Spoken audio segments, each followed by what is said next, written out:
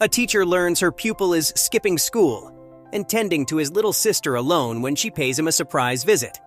Little does she know she's about to discover a heartbreaking truth about the boy that would change their lives forever. Mrs. Whitaker's heart sank that morning when she returned from the school playground.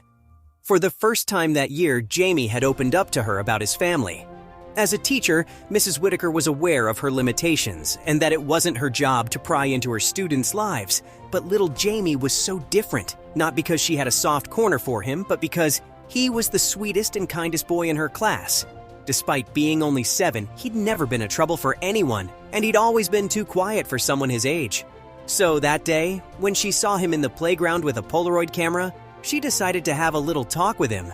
If only she knew that talk would change her life forever. "That's a lovely camera you got, darling," Mrs. Whitaker remarked, and the young boy turned to face her. "Thank you," he said quietly. "Daddy got it for me." "So, have you got any pictures in there? May I look?" Jamie shook his head. "Not yet, but I know I'll get some pretty clicks. Daddy was a photographer and he loved taking pictures." "Oh, did he? Well, I guess that's what smart daddies do," she said with a smile. "You know, my daddy was a literature professor, so his talents were explaining Shakespeare and Dante and all those writers to his students. Not as fun as photography, you see." It was then she noticed the boy's eyes well up. "But he can't get me anything now," he whispered. "Daddy's gone." He went to the Angels.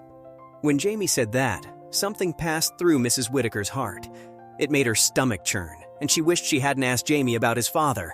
Since she'd started teaching Jamie, Mrs. Whitaker had always wondered why the boy never spoke about his family. She'd once seen his mother during the parent-teacher meeting, but never got the chance to ask her if Jamie was happy at home.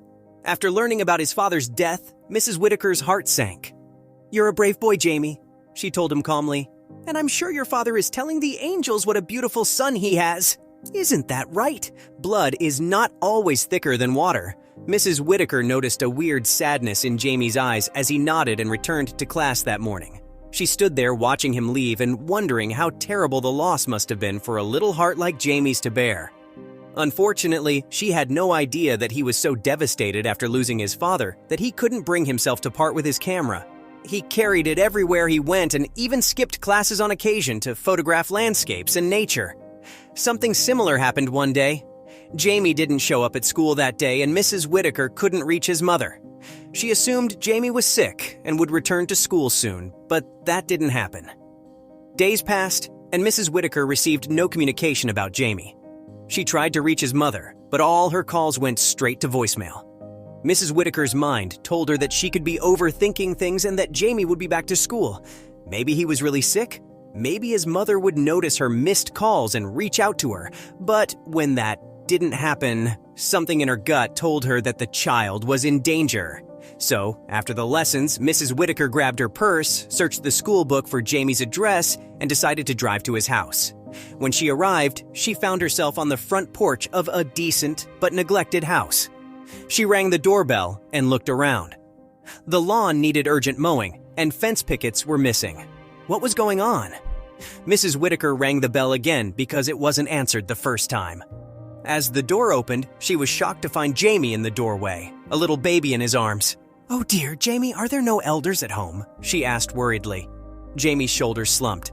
"We're all right, Mrs. Whitaker," he admitted glumly. "You could come later. Granny is not home." And Mrs. Whitaker knelt to face Jamie and asked, "Where's your mother, darling?" She noticed Jamie's eyes well up. He said. "She isn't home." "Well then," she said, "I'm coming in to look after you until she returns." Mrs. Whitaker stormed into the house and her hands went to her mouth in shock. Half-buttered bread was lying on the kitchen counter and toys were littered around the living room. Then she noticed the dirty milk bottles on the front table and a pram beside the couch. The house clearly looked like it hadn't been cleaned in days, if not weeks. And Mrs. Whitaker was slowly getting an idea why Jamie was missing from school for days. "Would you kindly hold my sister Camilla, Mrs. Whitaker? I can make you some tea, and I'm hungry. I need to make sandwiches." "Well, honey, I'm not in the mood for any tea, and I suppose I can make you a sandwich instead. But you really need to tell me whether someone is watching out for you and your sister. This house appears to be in disarray to me, and your mother should be thankful no one called the cops on her," she exclaimed. "So you sit right there on the couch and leave things up to me." Mrs. Whitaker buttered the bread and made juice from the oranges she found in the fruit basket. She then handed Jamie a large glass of juice and a sandwich and rocked Camilla while he ate. Suddenly, Jamie spoke up. "Granny will be home soon." "Thank you." "Ah, well, all right," Mrs. Whitaker replied as she looked around the house. She could see another room right beside the kitchen, and it had photographs on the walls. One of the photos was clearly visible, and she recognized it as Camilla's Polaroid. She couldn't resist asking Jamie about it. "Are those your baby sister's pictures in that room?" she asked, and Jamie nodded. "I take them to track her growth. Daddy did that too, when I was little." "Oh, how sweet. That's lovely, Jamie," said Mrs. Whitaker as she sat beside him. Then she asked, "So, is your mother away? I mean, you said your granny was looking after you." Jamie shook his head. "She is..." He paused. "She is?" asked Mrs. Whitaker. "Is your mom in trouble, Jamie? You can be honest, didn't I?" Before Mrs. Whitaker would finish, the doorbell cut her off. Mrs. Whitaker opened the door to see a fragile woman who looked like Jamie on the front porch. "Are you Jamie's grandmother?" she asked, and the older woman nodded. "I'm sorry for just walking into your house like this, but, Jamie didn't show up at school for days, and I was worried. I'm his teacher. Oh, please, please come in." Jamie's grandmother, Rose, walked in, and her eyes welled up. "Oh, God!" she cried, her weak hands pressing her lips. "What has this house become?" Mrs. Whitaker made some tea for Rose, and it was Rose who explained why Jamie had skipped classes for days in a row. Jamie's mother, Stella, was a lot of things, but she wasn't a parent. A week ago, she was on her way home from a party when her speeding car toppled, and she died. The news of losing her daughter came as a shock to Rose, and she couldn't bear it. She suffered a stroke and was taken to the hospital. Rose's friend handled Stella's funeral arrangements, but she had her own responsibilities, so she couldn't stay back to look after Jamie and Camilla. "Nobody knows who Camilla's father is," Rose admitted. "Oh, I know Stella was my child, but she was an awful mother, and she did a bunch of very wrong things no woman should do." Rose revealed Stella had affairs with men much younger and older than her. It must have been one of those men who was Camilla's father. Stella never wanted Camilla but couldn't terminate the pregnancy because of complications. And the moment she birthed Camilla, she felt like she was freed. She dumped her children on Rose and returned to her old life, partying and spending nights with men. Rose felt terrible for her grandkids and she couldn't bear the thought of them ending up in foster care. So she took the matter into her hands and started looking after them. "Stella was a part of me. She was my flesh and blood," Rose said sadly. "She was a mother, and so am I, darling.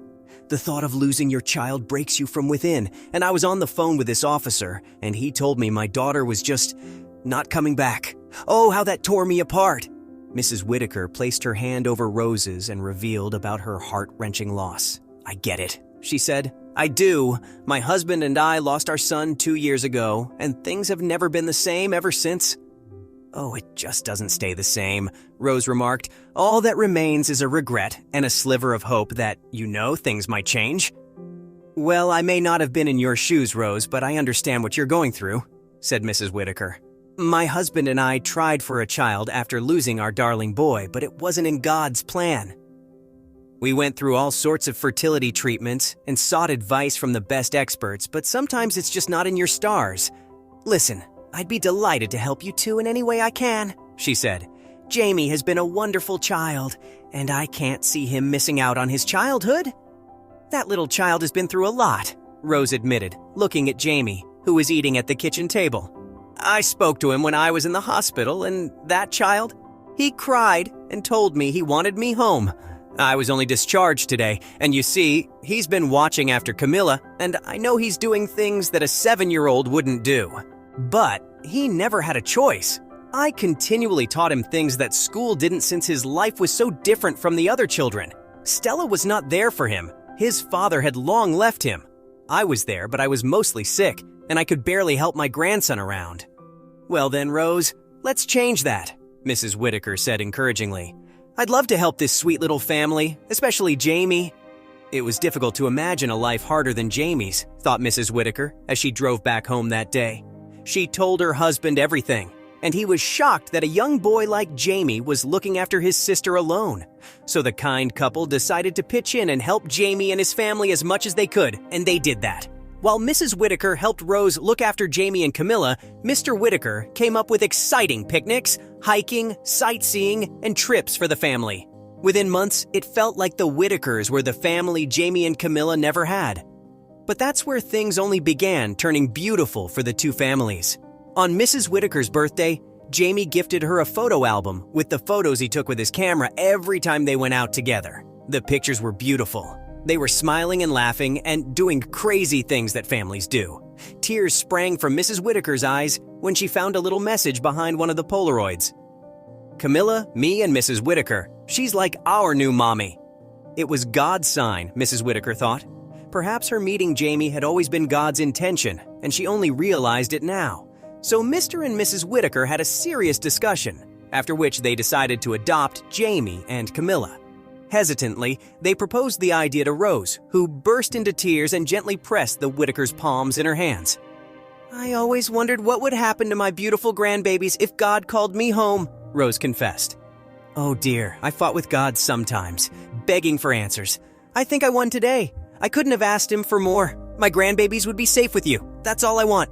Years later, Rose passed away, and the Whitakers had adopted Jamie and Camilla by then. When Jamie grew up, he followed in his late father's footsteps and became a renowned photographer.